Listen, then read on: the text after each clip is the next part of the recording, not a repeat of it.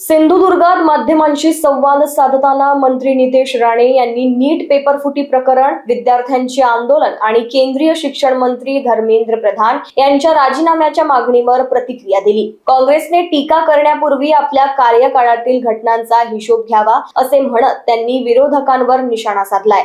परीक्षा व्यवस्थेत सुधारणा आवश्यक असल्याचे त्यांनी मान्य केले। तसेच आंदोलनाच्या नावाखाली देशविरोधी घोषणाबाजी होऊ नये असे सांगत पंतप्रधान नरेंद्र मोदी यांच्या नेतृत्वावर तरुणांचा विश्वास असल्याचा दावा त्यांनी केला आहे। आमच्या ज्या काही आंदोलन केलेल्या जनतेच्या न्याय हक्कासाठी लढलेल्या काही ज्या केसेस आहेत त्या संबंधित आज माननीय न्यायालयाने आम्हाला कोर्टात हजर राहण्याचे आदेश दिले होते। त्याचप्रमाणे आदेशाच्या प्रमाणे मी आणि आमचे आमदार गटार साहेब असो आणि माझे सगळे सहकारी ज्यांनी जनतेचा आवाज त्यावेळी उचललेला होता ते सगळेजण न्यायालयाचा आदर करून आज आम्ही इथे उपस्थित होतो। तो सही आहे। शेवटी देशाचे पंतप्रधानांना देशाच्या भविष्याची सर्वात जास्त काळजी आहे, कारण का देशाच्या भविष्याची काळजी घेण्यासाठीच देशाच्या जनतेने त्यांना पंतप्रधान पदावर बसवलेलं आहे आणि म्हणून आदरणीय पंतप्रधानांनी केलेलं ट्विट हे अतिशय योग्य आहे आणि त्या संदेशाचा बोध देशाच्या प्रत्येक तरुणाने घ्यावा। बघा, मुळामध्ये हे जे नीट संदर्भात होणारं, नीट परीक्षा संदर्भात होणारं आंदोलन आहे, कोणाला परीक्षा संदर्भात काही सुधार झाल्या पाहिजे का झाल्याच पाहिजे त्याच्या बाबतीमध्ये सगळेच सकारात्मक आहे।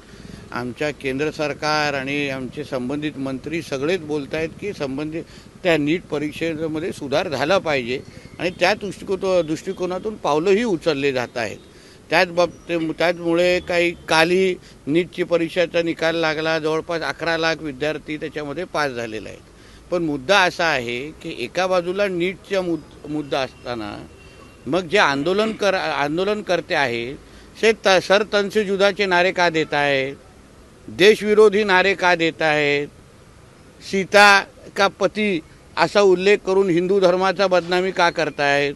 मग सीता का पतीचा उल्लेख झाला तर मग आयशाचा पण पतीचा उल्लेख करा एवढी हिंमत असेल तर आमच्या सैन्यावर आरोप कशाला करतायत, सैन्याला शिव्या कशाला देत आहेत, आमच्या पोलीस दलांवर हात कशाला घालतायत।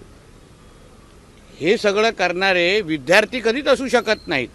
आमच्या देशाचा तरुण हा आमच्या हिंदू राष्ट्राला वर विश्वास ठेवणारा तरुण आहे आणि म्हणून हे जे काही ज्या शक्ती आहेत ज्या आम्हाला हिंदू राष्ट्राच्या विरोधी आहेत त्या सगळ्या ह्या आंदोलनाची बदनामी करायची, देशाच्या तरुणांची बदनामी करायची, आमच्या केंद्र सरकारचे एवढा त्यांचा एक कलमी कार्यक्रम आहे।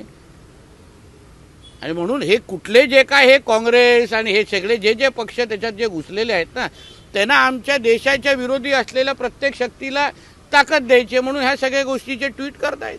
Bureau report, Lokvahini media, Sindhudurg.